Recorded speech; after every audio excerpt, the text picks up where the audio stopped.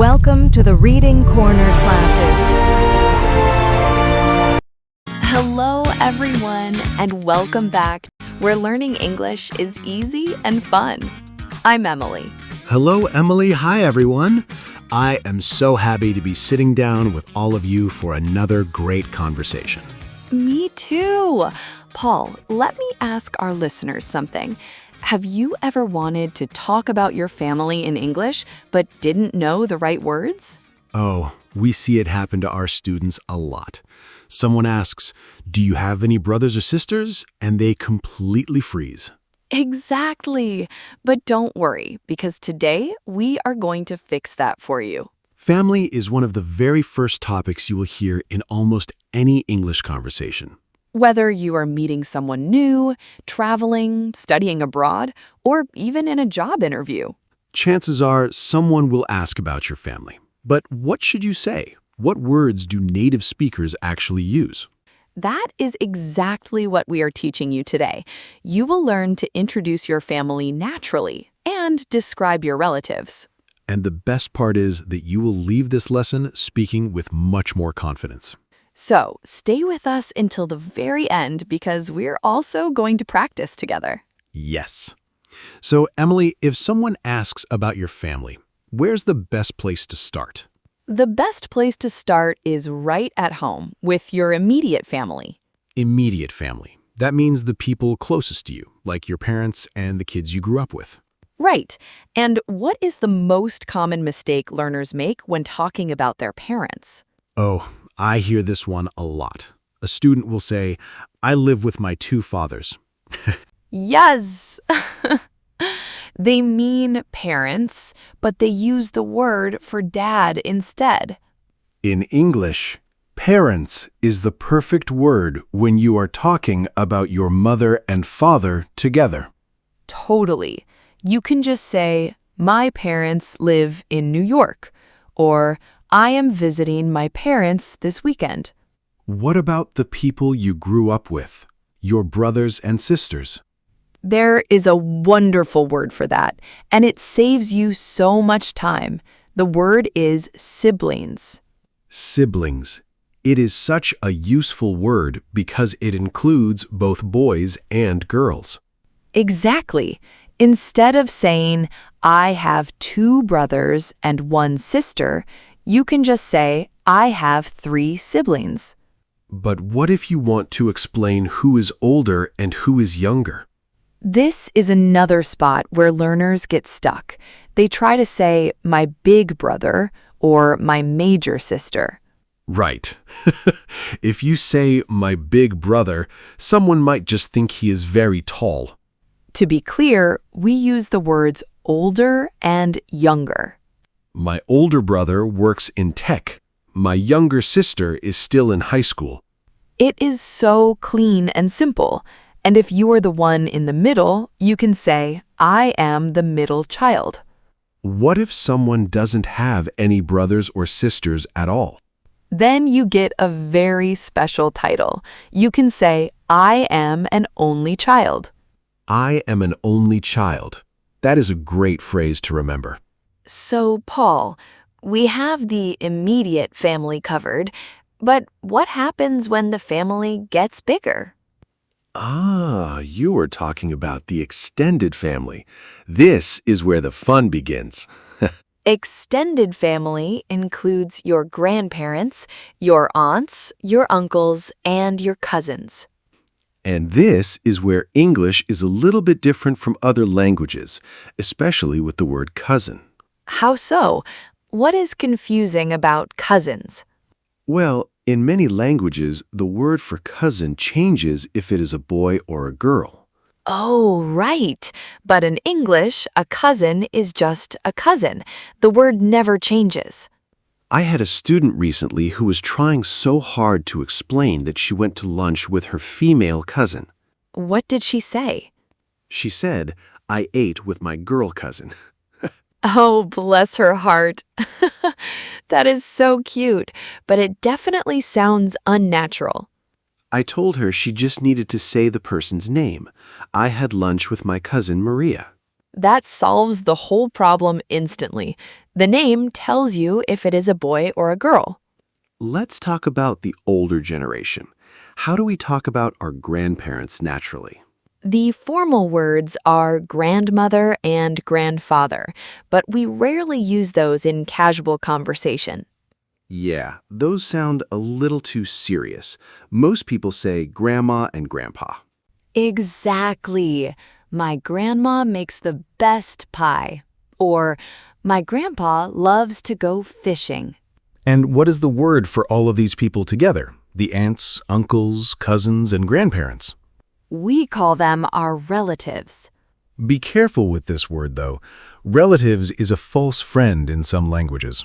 Yes, some learners think relatives means parents, but it actually means your whole extended family. So you might say, we had a party and 50 relatives showed up.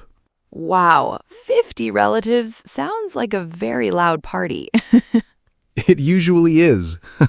But that is what makes family so wonderful. It really is. You know, family is so much more than just a list of vocabulary words on a page.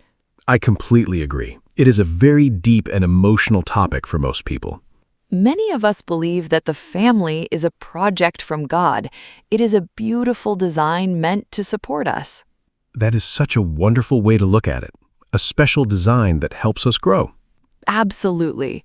And because it is such a gift, it is so important to truly value your family. Valuing your family means spending time with them, listening to them, and taking care of them. And a big part of that is respect. We always teach our kids to obey their parents. Honoring and obeying parents is a value that exists in almost every culture around the world. It builds a strong foundation. When you obey your parents, you learn how to handle life with wisdom. It is funny, though, how every family has their own unique way of doing things, right? Oh, for sure.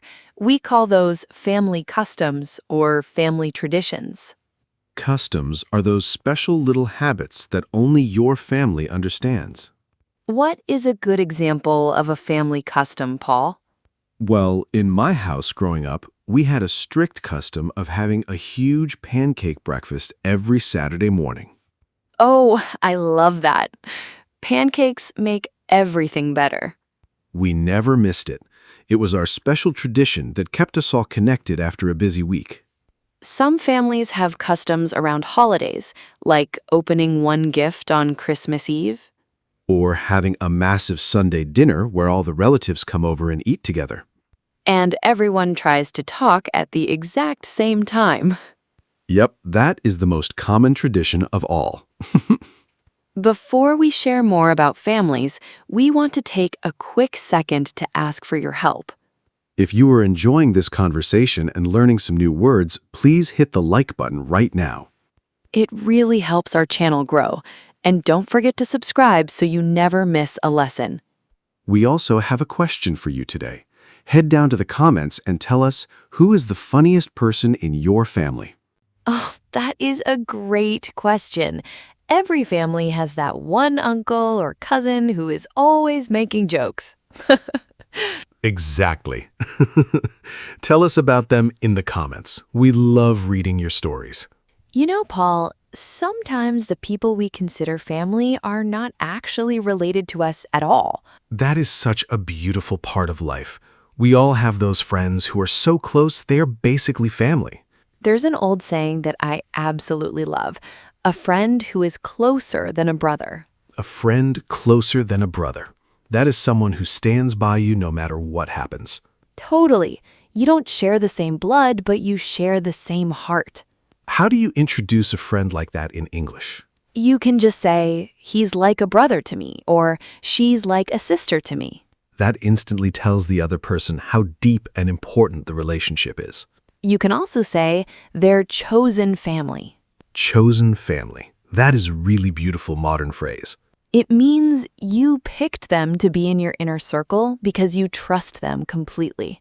Now, speaking of trusting someone to help you, how can our students practice all these new family words? That is an easy answer. They need to chat with Mr. English AI.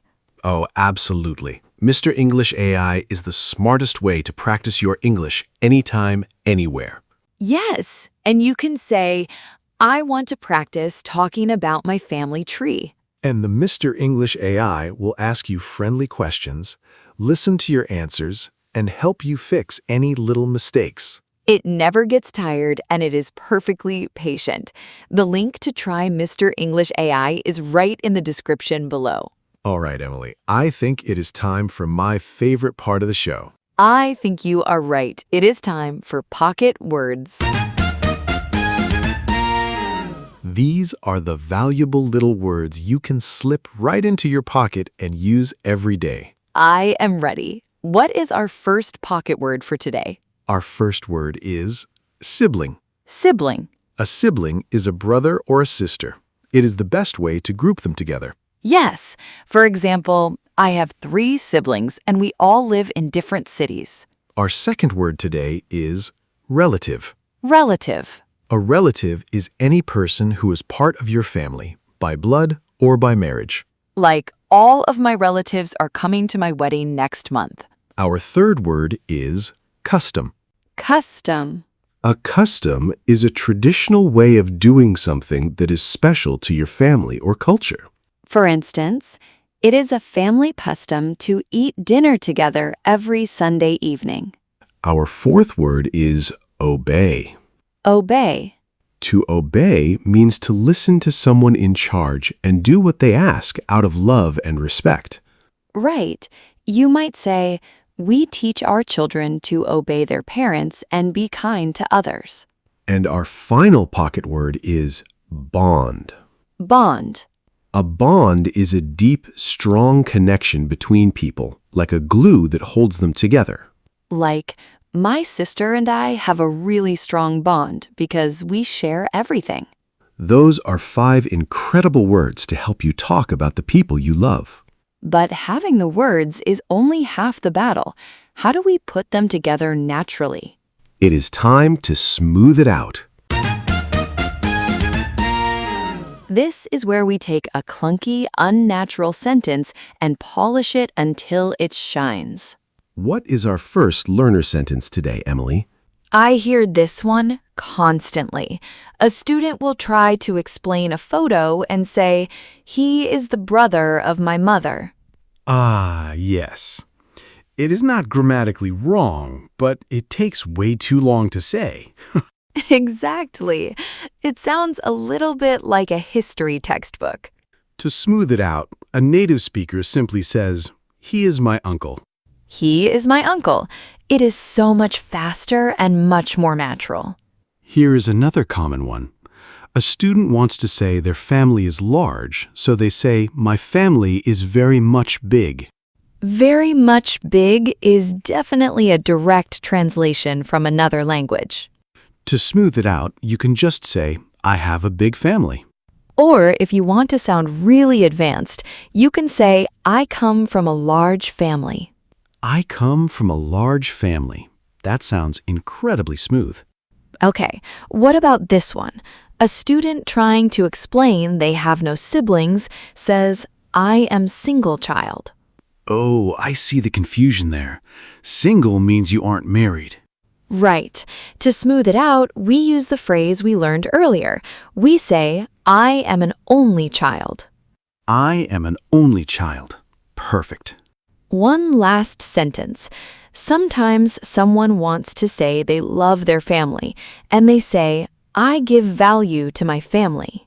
That sounds a bit like a banking transaction. It really does. It is a little too formal for conversation.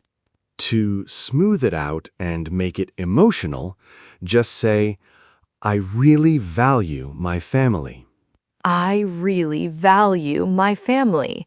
It sounds warm, honest, and completely natural. Okay, Emily, we have learned so much today. I think it is time to put it all together. I agree. It is time for our practice conversation. We are going to pretend we are coworkers taking a coffee break, and I notice a picture on your desk. Sounds like a perfect real-life situation. I will start us off. Ready? Ready. Let's do it. Whew, this has been a long morning. I am so glad we finally get a coffee break. Me too. Hey, I was just looking at that new photo on your desk. Is that your family?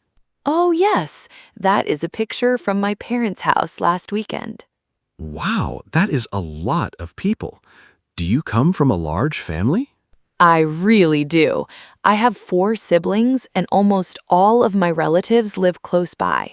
That is amazing. It looks like you guys have a really strong bond. We do. It's a family custom to get together on Sunday afternoons just to catch up.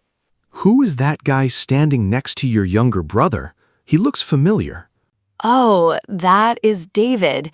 He is not actually a relative, but he is a friend who is closer than a brother. I love that. Chosen family is the best. You are really lucky to have such a great support system. I really am. I value my family so much. They mean everything to me.